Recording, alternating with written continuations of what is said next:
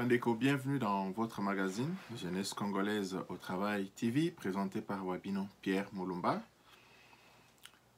Nous voulons encore une fois, Pandeko, réfléchir sur la situation sociopolitique dans notre pays.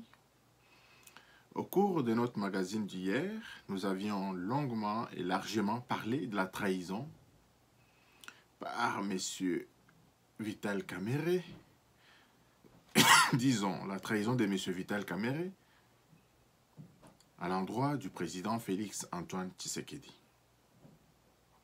Nous avons reçu beaucoup de commentaires par rapport à notre émission d'hier et nous voulons revenir aujourd'hui pour des éclaircissements, sinon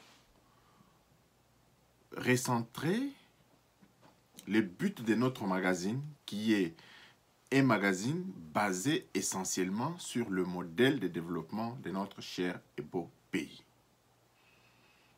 Alors, il y a une question fondamentale qui se pose. Au vu des soupçons qui pèsent sur M. Vital Kamerhe, nous avons intitulé notre émission d'aujourd'hui « Une démission s'impose pour question de moralité ». Est-ce que les questions de moralité sont encore à l'ordre du jour en République démocratique du Congo? Nous disons oui. Alors, ceux qui ne se sentent pas liés aux questions de moralité, donc sont exclus d'office de notre société qui se veut moderne. Aujourd'hui, Bandeko, il y a plusieurs sujets sur lesquels nous voudrons vraiment aborder pêle-mêle. Mais d'emblée, nous devons vous dire que les tripés des Matete, le tribunal de paix des Matete, a siégé ce matin pour fixer l'opinion sur le fait que M. Vital Kamerhe devrait bien encore rester en prison pour des raisons d'enquête pour une quinzaine de jours. C'est une décision de justice. Elle n'est pas commentable, si je peux me permettre le terme. Elle ne doit pas être commentée, cette décision de justice. Elle doit être acceptée telle qu'elle. Commenter cette décision de justice exposerait quiconque dans les démarches de justice. Parce que notre Constitution, nos lois ont donné plein pouvoir à la justice d'émettre des avis qui sont exécutoires et qui sont opposables à tous, d'où que l'on vienne. Alors, Bandeko, depuis hier, vendredi, il y a eu des auditions à Makala. Des auditions pour la confrontation entre M. Vital Kamerhe et toutes ces entreprises qui étaient accusées de malversations financières. Toutes ces entreprises qui ont bel et bien dénoncé M. Vital Kamerhe. Donc, il y avait eu confrontation hier. À la lumière de ces confrontations et à la lumière de ce qui s'est décidé aujourd'hui, les juges ont jugé, les magistrats ont jugé bon de maintenir encore, pour des raisons d'enquête, M. Vital Kamerhe aux arrêts. Nous voulons d'abord dire que, selon les avocats de M. Vital Kamerhe, ils ont donné essentiellement trois arguments. Trois arguments pour la libération conditionnelle de leurs clients. Premièrement, ils ont dit que M. Vital Kamerhe, sa fuite n'est pas à craindre. Ça, c'est la première argumentation donc des avocats de M. Vital Kamerhe. Premièrement, sa fuite n'est pas à craindre. C'est une personnalité connue. Il n'est pas encore limogé en sa qualité de directeur de cabinet, etc. Deuxième élément, bien que le premier élément est vraiment discutable, ceux qui fuient ne sont pas différents de M. Kamerhe. Et quand on sait aussi que, avec toutes les bagatelles des sommes qu'il a emmagasinées dans des paradis fiscaux, il est susceptible de fuir. Et quand on sait aussi que la corruption fonctionne véritablement dans notre pays, donc il y a matière à craindre ici d'une libération provisoire, à mon avis. Deuxième argument des des avocats. Les avocats disent que M. Vital Kamerhe a une résidence à Kinshasa. Un argument fallacieux, parce qu'on peut avoir des résidences un peu partout dans le monde. Et si on n'en a pas, on peut s'en acheter. On peut aller résider ailleurs. Quand on connaît l'état de l'Afrique, où quelqu'un peut se cacher juste dans un pays voisin et on ne le verra jamais. Ça, c'est encore un argument fallacieux de la part des avocats de M. Vital Kamerhe, à mon avis. Et troisième argument que les avocats de M. Vital Kamerhe, ils disent qu'il n'y a pas des indices sérieux qui pèsent à l'encontre de M. Vital Kamerhe. Là, je suis tombé à la renverse parce que quand on écoute ceux qui sont proches du dossier, on se rend compte que même les défenseurs des droits de l'homme, je prends l'exemple de M. Georges Kapiamba, qui a toujours voulu que la justice soit impartiale. Qui que vous soyez, M. Georges Kapiamba avait voulu, il était le premier à fustiger tous ceux qui criaient contre Vital Kamerhe. Il leur avait demandé de se taire en attendant les enquêtes de la justice, parce que M. Vital Kamerhe devrait bien bénéficier de la présomption d'innocence qu'il est bénéficié jusqu'à aujourd'hui. Mais même lui, M. Georges Kapiamba, quand vous lisez dans ses tweets, etc., vous vous rendez compte qu'il affirme qu'il y a des indices très sérieux qui pèsent sur M. Vital Kamerhe. Alors, Bandeko, de quel genre de république nous voulons dans notre cher et beau pays? Donc, la justice a décidé. Le cours de justice poursuit son bonhomme de chemin. Et là encore, M. Alain Atundou a été interviewé hier par un journaliste. Il a aussi dit qu'il n'y a que les juges, les magistrats, et eux seuls, qui peuvent nous dire pourquoi ils détiennent M. Vital Kamerhe. Ils l'ont dit qu'il y a des soupçons qui pèsent vraiment sur lui. Alors je pense que ce n'est pas vraiment l'occasion de spéculer. Tous ceux qui plaident pour la libération conditionnelle n'ont pas véritablement d'argumentation à donner. J'ai suivi en long et en large l'argumentation du maître Charles Mouchizi. La seule argumentation dont il parle, c'est sa fuite n'est pas à craindre. Ça, c'est un argument à balayer du revers de la main. Qu'est-ce qui prouve que la fuite de M. Vital Kamerhe n'est pas à craindre? Rien ne le prouve. Et puis, deuxième élément, le plus important à notre avis, c'est que c'est un abus de confiance. Rien que ces soupçons qui pèsent sur lui constituent véritablement un abus de confiance. Parce que M. Vital Kamerhe exerçait un top job, exerçait une fonction honorifique. Il exerçait une fonction noble dans notre pays. Ce n'est pas une fonction avec laquelle on devrait s'amuser de cette manière-là, à la lumière des éléments qui sont sortis. Je pense que nous regrettons très sincèrement que le président Vital Kamerhe ait agi de cette manière. Et pour raison d'honorabilité, il ferait mieux de se désengager de ses fonctions.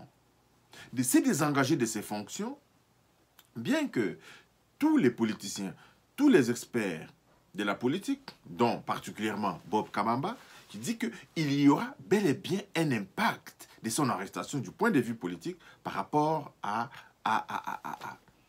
la coalition Cap pour le changement. C'est évident, c'est un poids lourd. Lorsqu'il est mis aux arrêts, cette coalition ne peut que subir des coups. Mais là encore faut-il se baser sur la justice. Parce que je ne vois pas un quelconque membre de l'UNC qui va sacraliser le vol. Je ne vois pas les membres de l'UNC qui vont vraiment dire que le vol, les criminels doivent provenir d'autres partis, d'autres coins que de leur parti. Je ne vois pas les membres de l'UNC tenir ce langage-là. Si M. Kamerhe est bel et bien accusé de vol, bien évidemment, ou de détournement de fonds, bien évidemment, il doit subir la rigueur de la loi. Donc, notre appartenance à l'UNC ne doit pas servir de parapluie à M. Vital Kamerhe. Notre appartenance ethnique ne doit pas servir de parapluie à M. Vital Kamerhe au vu des infractions pour lesquelles il a été accusé. Un autre élément, Bandeko, notre justice n'a pas la même vitesse que la vitesse de l'opinion publique. Notre justice est en train d'aller à sa vitesse, lentement, mais sûrement. C'est là que je voudrais mettre en garde au cours de cette émission, Bandeko, nos frères qui sont en train d'agiter le spectre du tribalisme. Les Balouba vont quitter le Kivu. Je pense que la justice va sévir encore une fois contre tous ces aventuriers qui sont en train d'agiter le spectre tribal autour de cette affaire. Autour de cette affaire, M. Félix Antoine Tshisekedi n'engage pas le Balouba. Ni dans ses faits, ni dans ses fonctions. Il n'engage pas les Balouba. Donc, je mets bel et bien en garde tous ceux qui sont en train d'agiter ce spectre du tribalisme autour de cette affaire pour laquelle, moi, je devrais avoir honte de sortir dans les médias, parler, protéger quelqu'un dont les soupçons pèsent sur lui, les soupçons du détournement des deniers publics. Dans un pays délabré, dans un pays comme le nôtre, où les gens meurent par manque de l'aspirine, où les gens meurent par manque de conditions de vie idéales, je ne peux pas accepter qu'un quelconque, soi-disant membre de mon ethnie, membre de ma famille, soit impliqué dans ce genre de vol. C'est une question de probité. Nos diplômes n'ont pas valeur éthique ici. Nos diplômes n'ont pas valeur morale ici. Tu ne peux que tenir des propos du genre tribalistique. Mais ici, nous disons, Bandeko, ce que nous protégeons ici, c'est la justice pour tous. C'est une question de justice. S'il s'avère vraiment que M. Vital Kamerhe a bel et bien détourné ces sommes d'argent, je pense que on doit le lâcher. On ne le lâche pas. Lui-même s'est lâché. Lui-même a abusé de la confiance que le président de la République a placée en lui. Parce que Bandeko, vous avez aussi dit que il y a le problème des accords. Mais être directeur des cabinets d'un chef de l'État, c'est d'abord une relation de confiance. C'est d'abord une relation de confiance avant de faire passer les accords en premier, parce que le président de la République pouvait aussi proposer autre chose à M. Vital Kamerhe. Mais il ne l'a pas fait parce que il avait confiance en lui. Il l'a placé au poste de directeur des cabinets. Je ne sais pas, Bandeko, si nous évoluons sur le même terrain ou sur la même terre. C'est une fonction noble, c'est une fonction honorifique pour laquelle M. Vital Kamerhe devrait honorer. Je l'ai dit hier dans notre émission d'hier. On a vu Néhémie Mouilagna. On a vu Vundwawe, directeur des cabinets. On a vu Maître Nimi Maïdika. On a vu plein de directeurs de cabinet dans ce pays-là, qui d'abord étaient dans l'ombre, se sont comportés plus ou moins dignement. Ils étaient plus ou moins effacés. La comparaison n'est pas raison. Je le sais parfaitement, Bandeko. Je le sais parfaitement. Mais nous ne pouvons pas sacraliser le mal, d'où qu'il vienne. Raison pour laquelle nous avions même dit hier que nous devons sortir de nos confinements intellectuels pour juger et analyser cette affaire objectivement, condamner le vol sous toutes ses formes. Nous voulons, Bandeko, terminer encore une fois pour dire que nous exertons M. Vital Kamerhe à déposer sa démission pour question d'honneur, pour laisser libre cours à la justice de travailler équitablement et de faire autre chose. De faire autre chose. Parce que s'accrocher à ce poste où il n'a pas suffisamment était intègre, cacherait véritablement quelque chose. Mais Bandeko, ça ne nous étonne pas. Parce que nous voyons que nos politiciens n'ont pas d'autres alternatives que de faire la politique. Nous voyons des politiciens un peu partout.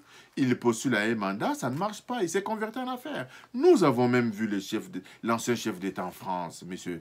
Nicolas Sarkozy, qui aujourd'hui est dans les affaires. Il est avocat de formation. Il fait ses affaires. Il ne s'occupe plus de la politique. Nous avons vu Lionel Jospin qui a quitté les affaires, qui font autre chose. Nous voyons un peu partout dans le monde, lorsqu'on quitte la politique, on a la possibilité de faire autre chose. Mais chez nous, tous nos politiciens ne tournent qu'autour de la politique parce qu'ils n'ont pas d'alternative, parce qu'ils ne peuvent pas vivre de leurs propres moyens, de leurs propres revenus.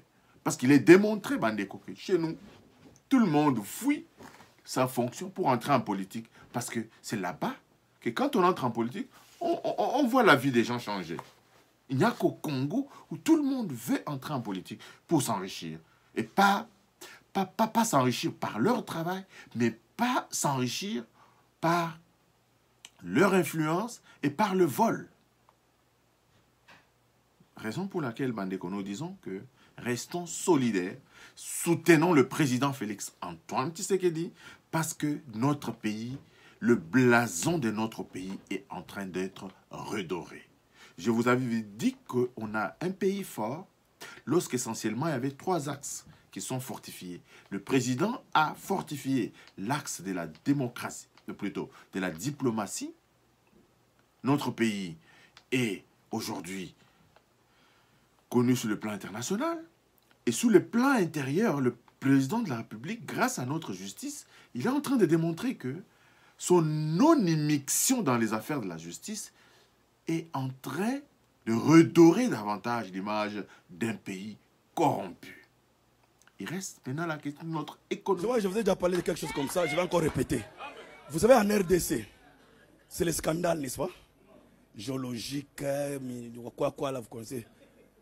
Alors, les Congolais de RDC, tous les jours dans les églises et les groupes de prière, prient pour que Dieu bénisse la RDC. Seigneur, il y a trop de blocages sur ce pays. On veut les déblocages.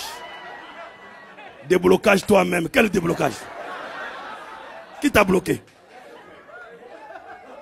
Seigneur, il y a un blocage ici. On a mis ce pays ici sous les fétiches et les francs-maçons et les roses chrétiens. Seigneur. Mais les francs-maçons là sont aussi en France, non? Pourquoi ils ne bloquent pas la France? Il n'y a que chez vous qui vont bloquer. Seigneur.